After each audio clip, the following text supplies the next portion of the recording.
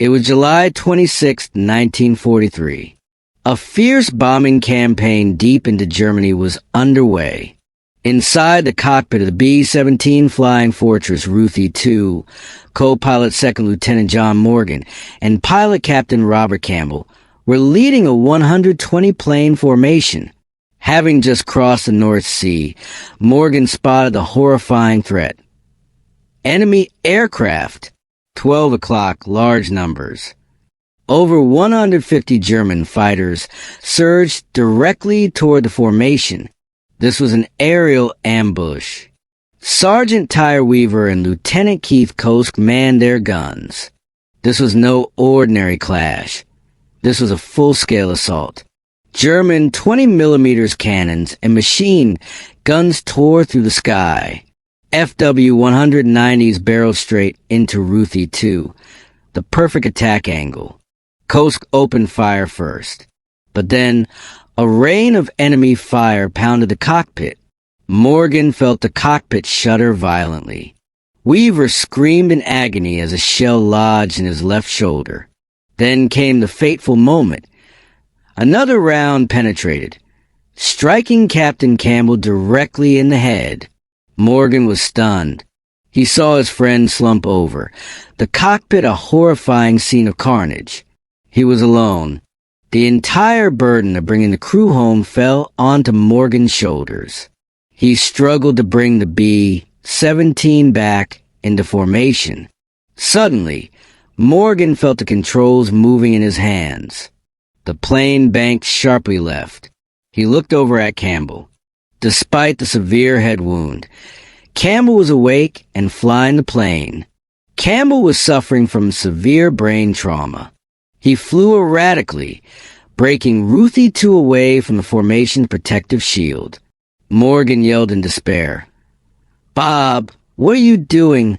Whole formation will be killed alone." But Campbell couldn't hear. BF-109s continued to pound the solitary B-17, while Campbell kept violently maneuvering the plane. In the back, top turret gunner Tyre Weaver collapsed. Kosk rushed him and found Weaver's left arm was severed. The wound was too severe. Weaver, weak and in immense pain, signaled to Kosk. He wanted to bail out. Kosk understood. This was Weaver's only chance of survival, even if it meant capture. Another BF-109 reeled the fuselage with bullets. The entire interphone system went dead. Worse, the oxygen supply to the rear half of the plane was cut. Morgan realized. To save the others, he had to physically remove Campbell from the controls. He pulled his friend away, but Campbell, triggered by his injury, fought back ferociously. Campbell landed punch after punch on Morgan's face and ribs. Morgan felt a tooth loosen. He considered pulling Campbell's oxygen mask off to incapacitate him. But he stopped. He could not kill his own friend. Seizing the moment when Campbell momentarily paused, Morgan wrestled the controls back. In the nose compartment, Kosk fitted Weaver with a parachute. He noticed Weaver had pulled the ripcord too early. Kosk had no choice but to tuck the faulty chute under Weaver's arm and push him out of the plane, praying. In the rear bomb bay, the hypoxia tragedy unfolded. The gunners became confused, slowed down, and then one by one, they passed out. Only the bald turret gunner remained awake and fighting. Despite the chaos, Morgan held the B-17 steady through heavy flak, successfully reaching the target.